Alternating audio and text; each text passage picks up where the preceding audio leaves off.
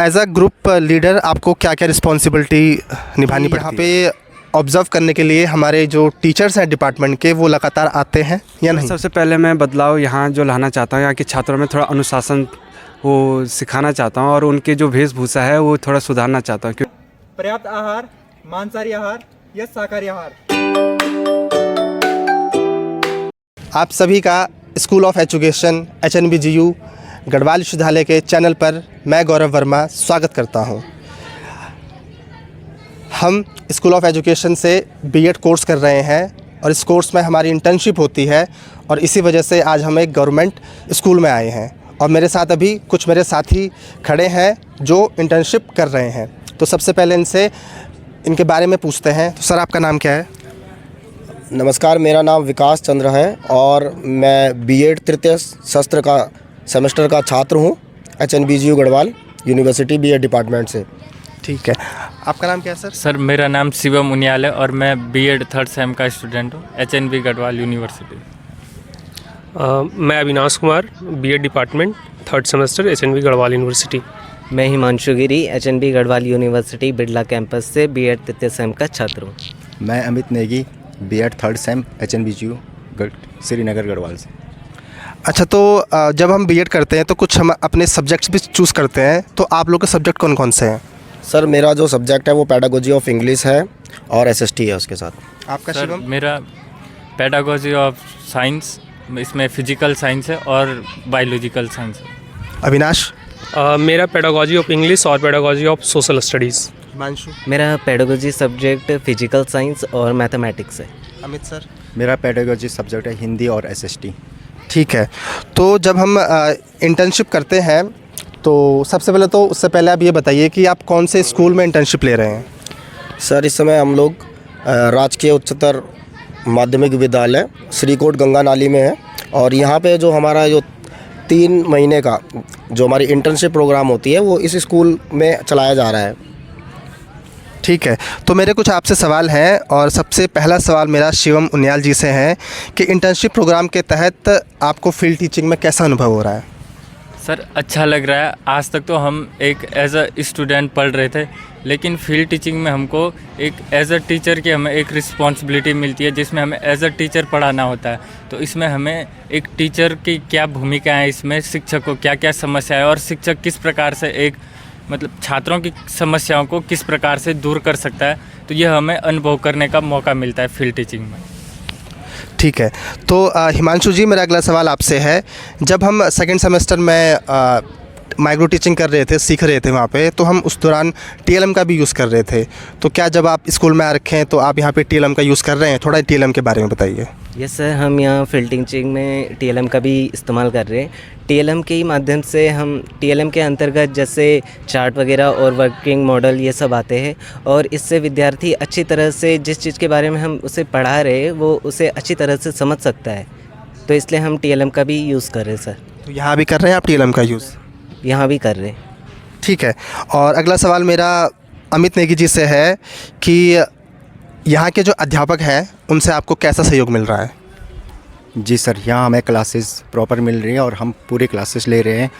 जैसे हमारे जो ऑब्जर्वर हैं वो आफ्टर क्लास हमें जो हमारी कमियाँ होती है वो हमें बता रहे हैं और अगले नेक्स्ट डे हम अपनी क्लासेस पूरे प्रॉपर तरीके से अच्छे तरीके से दे रहे हैं।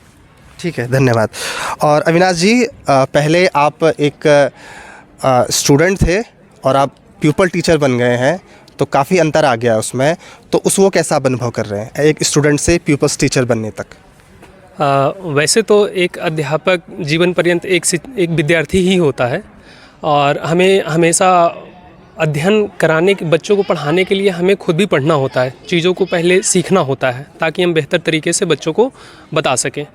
और जब हम विद्यार्थी हुआ करते थे तो उस वक्त ऐसा मुझे लगता है कि हर एक बच्चों की मन स्थिति कमोबेश एक ही समान होती है। हम जिस प्रकार से अपने बचपन में सोचा करते थे उसी प्रकार से अभी के बच्चे भी सोचते हैं। तो हम जो जिस अनुभवों को हमने अपने विद्यालयी जीवन में हमने उसको एकत्रित किया, उसको अभी एक शिक्षक के तौर पर हम उसे अप्लाई करते हैं। जिन थ्योरीज़ को हम बीएड डिपार्टमेंट में अपने गुरुजनों से हमने उसे पढ़ा सीखा, उसको यहाँ पर बच्चों पर प्रैक्टिकली हम उसे अप्लाई करते हैं और ज़्यादा से ज़्यादा कोशिश करते हैं कि बच्चे बेहतर ढंग से सीख पाएँ, समझ पाएँ। जहाँ तक दोनों में विद्यार्थी जीवन और एक शिक्षक जीवन में अंतर की बात है, तो एक सामाजिक दायित्व आ जाता है एक शिक्षक के ऊपर, और हमें थोड़ा संयमित तौर पर रहना होता है और बच्चों को सिखाना होता है, समझाना होता है कि ताकि वो कोई गलत हरकत ना करे, कोई बदमाशी ना करे, जिससे कि उनका ध्यान पढ़ाई की ओर से भटक करके दूसरे क्रियाकलापों पे चला जाए और वो अपनी मार्ग से भटक जाए। तो धन्यवाद विकास जी। मेरा अगला प्रश्न आपसे है कि यहाँ पे ऑब्ज़र्व करने के लिए हमारे जो टीचर्स हैं डिपार्टमेंट के, वो लगातार आते हैं या नहीं? जैसा कि हम लोगों ने सेकंड सेम में भी टीचिंग की थी, 2 वीक्स की टीचिंग होती है सेकंड सेमेस्टर में, तो उस दौरान भी हमारे जो एमएड के हमारे जो सीनियर्स थे वो लोग हमें ऑब्ज़र्व करते थे यहाँ पे, वो हम लोगों के साथ रहते थे स्कूल में, और उनके साथ ही जो पीएचडी के स्कॉलर्स हैं वो लोग भी हम लोगों को हमारा निरीक्षण करते थे और उसके अलावा हमें गाइड भी करते थे हमारी टीचिंग्स को लेकर के। और उसके अलावा अगर हम डिपार्टमेंट की बात करें तो डिपार्टमेंट से हमारी जो रिस्पेक्टेड एचओडी मैम हैं, professor Rama Makhori, professor Seema Dhawan ma'am, professor Geeta Khanduri ma'am, professor Anil Notiyal sir, और उनके अलावा doctor Devendra sir, doctor Ramesh Rana sir, doctor Shankar sir, doctor Siddharth Lohani sir, तो हमारा जो कंप्लीट जो हमारी फैकल्टी है वो समय समय पे हमें स्कूल में हमारी जो टीचिंग चल रही है इसके दौरान हमारा निरीक्षण करती है, हमें ऑब्ज़र्व करती है और हमें गाइडलाइंस वो लोग प्रोवाइड करते हैं, और उन्हीं के निरीक्षण में हम जो है हमारी जो इंटर्नशिप है इसको कर पा रहे हैं। धन्यवाद।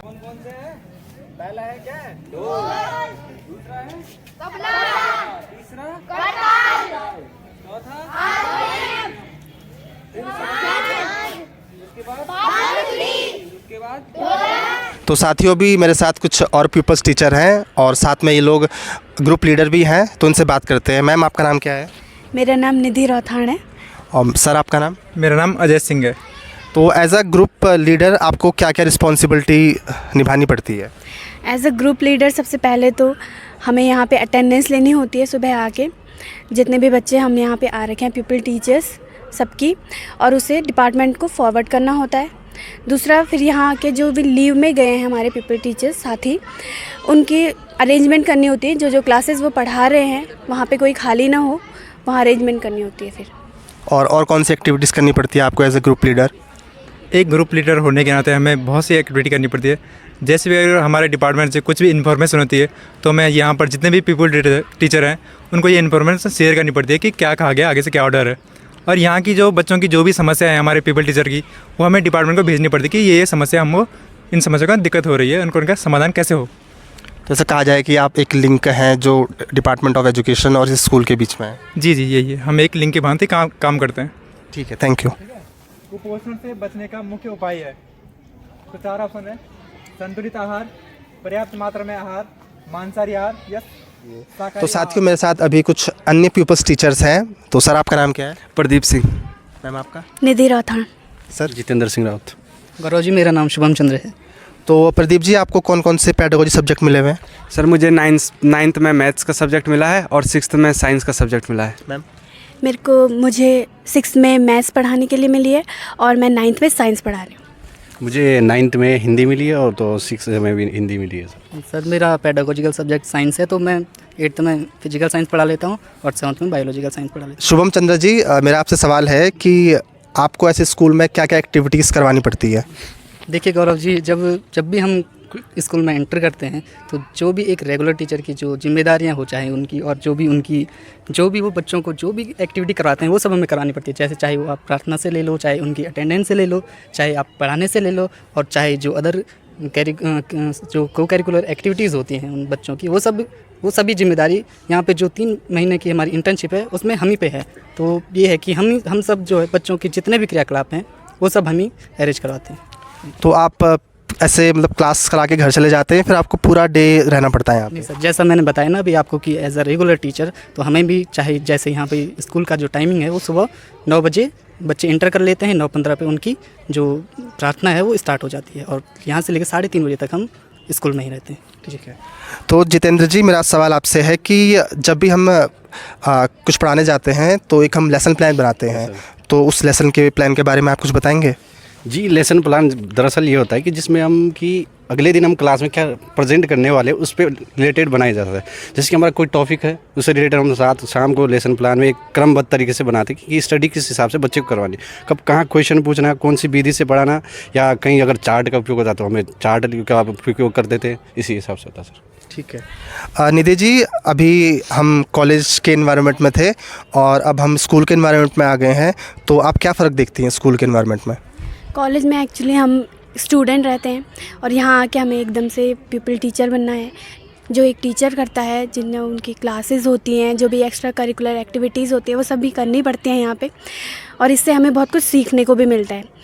इसमें सबसे पहले हम यहाँ पे आके शुरुआती दिनों में तो बच्चों के साथ इंटरेक्शन में कमी आती है, बच्चे समझ नहीं पाते, हम भी उनके एनवायरनमेंट को समझ नहीं पाते हैं, पर धीरे धीरे कुछ एक आध हफ्ते बाद ही हम समझने लग जाते हैं बच्चों से कि कौन सा बच्चा कैसा है, कैसे करके वो हमारे साथ एडजस्ट कर रहे हैं, या फिर हमें उनके साथ कौन सा विधि यूज़ करनी है, किस तरीके से उन्हें बताना है, कैसे समझाना है, वो सारे यूज़ करके ही हम उनके साथ इंटरेक्शन अच्छा कर पाते हैं। तो यही ठीक है। तो दर्शकों, वैसे तो एक पल भी बहुत लंबा समय होता है और कभी कभी सालों भी कुछ नहीं होते हैं, तो इसी उसमें मेरा प्रदीप जी आपसे सवाल है कि आप 3 महीने यहाँ पे इंटर्नशिप करेंगे, तो आप क्या क्या बदलाव यहाँ करना चाहते हैं और क्या क्या बदलाव देखना चाहते हैं? सर, सबसे पहले मैं बदलाव यहाँ जो लाना चाहता हूँ, यहाँ के छात्रों में थोड़ा अनुशासन वो सिखाना चाहता हूँ और उनके जो वेशभूषा है वो थोड़ा सुधारना चाहता हूँ। क्योंकि अगर बच्चे अगर कहीं रास्ते से आ रहे हैं और लोगों को पता है कि गंगा नाली के बच्चे हैं, तो वो ये नहीं देखते कि इसका ज्ञान कितना है, वो यही देखते हैं कि इनकी बोलचाल कैसी है, इनका अनुशासन कैसा है और इनकी वेशभूषा कैसी है। एक प्रकार से इस स्कूल का दर्पण का कार्य करता है। तो सबसे बेसिक चीज़ तो यही हुई। फिर दूसरी बात यह है कि यहाँ के बच्चों के पास खेलने के लिए सारी सुविधाएँ हैं, लेकिन इनको उस खेल का ज्ञान नहीं है। तो ऐसा नहीं है कि हर बच्चा पढ़ने में अच्छा हो, कुछ बच्चे खेल में भी अच्छे हो सकते हैं, कुछ बच्चे एक्टिंग, सिंगिंग इनमें भी अच्छे हो सकते हैं। तो यहाँ जो ये खेल खेलते हैं इसमें एकदम भगदड़ जैसी मची रहती है, तो कोई प्रॉपर इनको सिखाने वाला नहीं है। तो मैं ये चाहता हूँ कि मैं थोड़ा कहीं से सीख के इनको थोड़ा ज्ञान दे सकूँ जितना हो सके मुझसे। ठीक है, धन्यवाद। तो साथियों, ये थे मेरे साथ पीपल्स टीचर और आप सभी का बहुत बहुत धन्यवाद, आपने अपना कीमती समय दिया। Thank you.